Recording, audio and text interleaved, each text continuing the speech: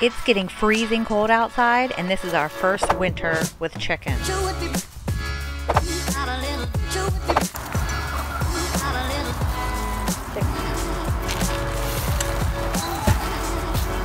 But before we get started, let's let the girls out.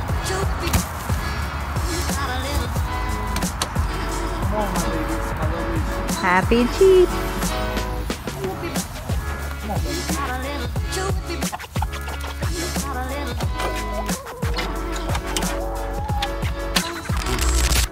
Alright, so what we're going to do is, in the summertime, we have this roost up here. They get a nice cool breeze.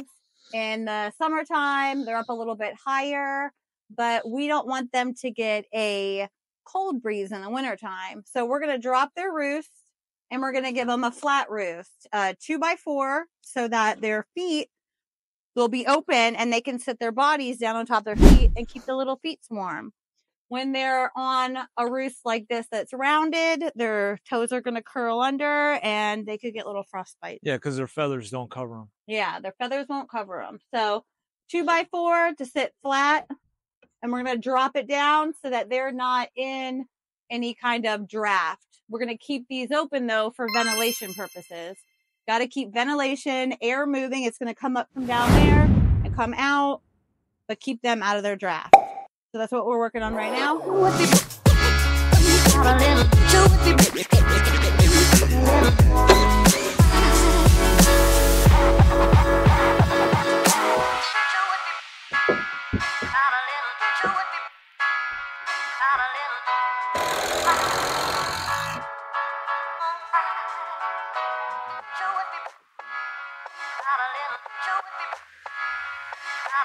We did a test run on straw just to see how it would do.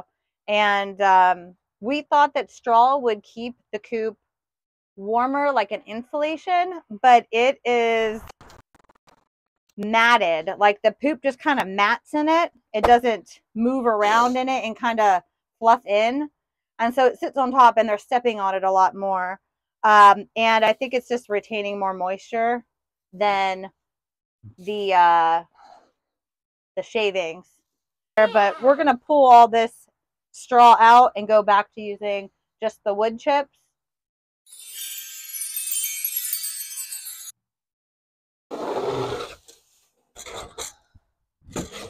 We do like the straw inside the nesting boxes. The girls really love the straw in the nesting box.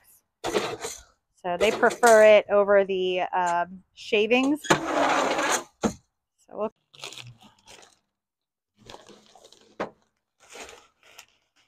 back to the good old pine shavings. Ooh, that looks good. And then we can add to it after they work it down. All right, when we built this coop and this run, we didn't take into consideration that we were going to want to run an electrical cord out here for heated water.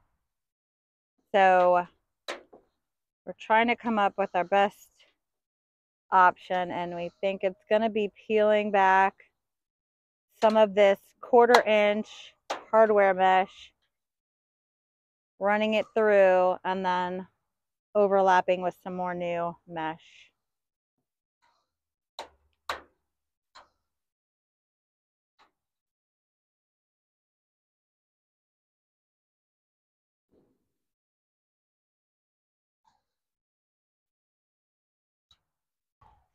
Well, we don't have electric ran out to the back of our property, so we're having to run this extension cord to the garage.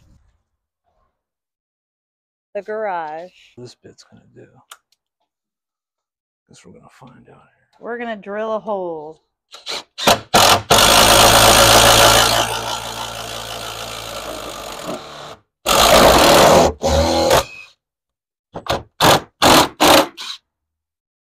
All right, stay on this side. I'll fish it through. Good.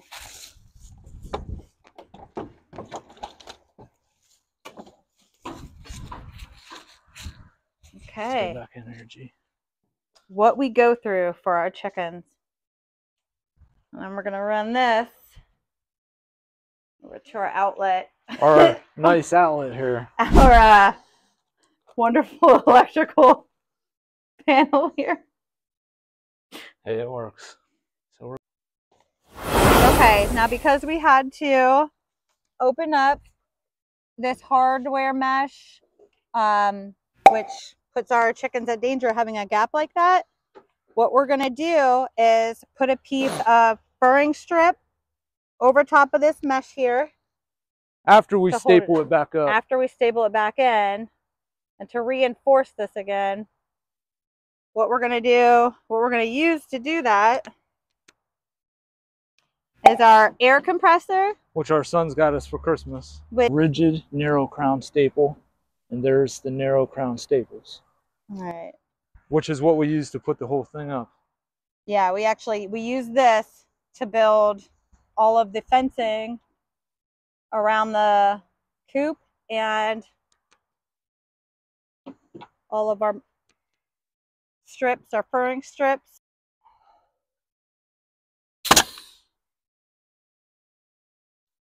Yeah, one thing we found is you have to pull back your pressure a little bit so that it doesn't sink them too far and break the metal, but you want them to get in there good.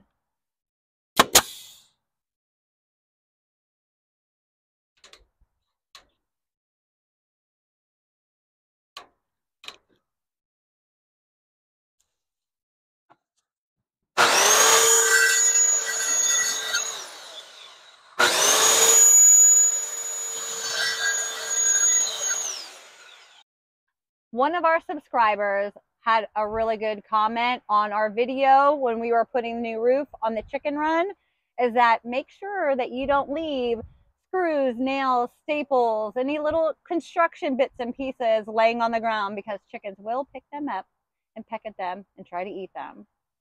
Thank you. Like this, just like that.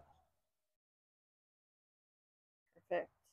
Let me go get the other gun. All right, and because we have the tools to succeed, we have a port of cable. What is it, hon? 16 gauge brad nailer. Yep, it's that. And it's sweet. Listen, we don't have these tools because we have a professional job where we do any of this. These are professional homeowner tools. Homeowners of a 120-year-old home. All right. Oh, that's nice.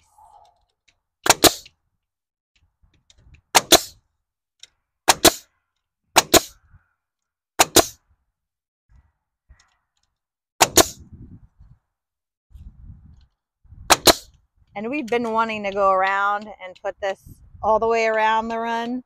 But it got cold on us. Well, and you know, there's always projects that need done. In the house, outside. Okay, for winter watering. This is going to be a big deal because chickens need water all day. And in the summertime, we were still using the little water they had when they were little itty bitty cheeps, and it's dirty now because we haven't used it in a little while. And we were also filling up Tupperware tubs or tubs like this with water. We would leave them in the chicken run and out in the yard when they were outside, so they had a lot of water options. But that's not going to work in the winter because we get freezing temperatures. We're Pennsylvania, zone 7A. It gets pretty cold. This week we're going to have in the 20s, so we're setting this up now. What we went and got was this galvanized water. Now this was $29.99 at Tractor Supply, and this is pretty cool. We turn it like that and pull up to fill it. Let me pull up without spilling it. So you could fill it up, carry it wherever you're going to go. And when we put the lid on, no water would actually come out of the hole down here. When you put the lid on, it pushes in on this tab and then allows water to come out. So if you want to fill it somewhere else in your house, bring it out. Don't put the lid on yet. Leave it like this. Carry it out. No water will spill out around the edges. We already had water in it when I did this. And then once you put it back on, it'll activate that part that presses in, and then it'll allow water to go in the trough down here. So now it's like gravity fed, water will come out.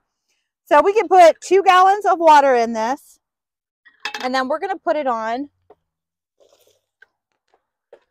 this little heat mat. I want to say it was about 20 bucks on Amazon, and we didn't want to put a plastic container on top of this, burning purposes, melting. So that's why we went with the galvanized, and we're going to put it right on top. So we've trialed this, and we noticed they were getting some stuff inside of it when we had it on the ground. So we have it raised up on these stones, these bricks, so they don't get all kinds of, you know, yucky mess in it, and they always have water available. So this is the only water we're actually going to have in there this winter because it's going to be heated. We're going to do that now. And this is how we keep the girls in the yard and go into their coop when we want them to. Come on. Oh, that's my girls. All right. Oh, look. Here, I'll put some down for you guys, but do you see?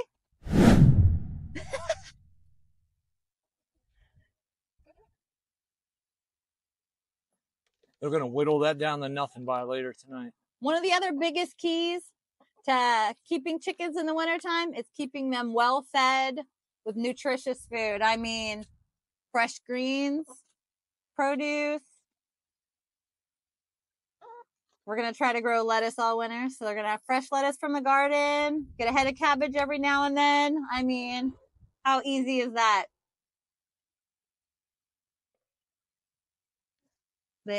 Oh, I was going to say, they already forgot about the worms, but there you go.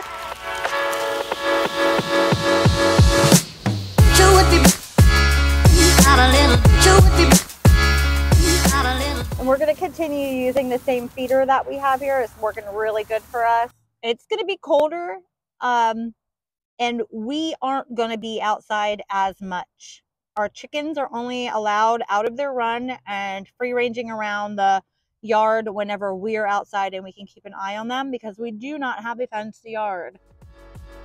We put a roof on the chicken run so that we can keep it dry in there and they can get their dirt baths all throughout winter.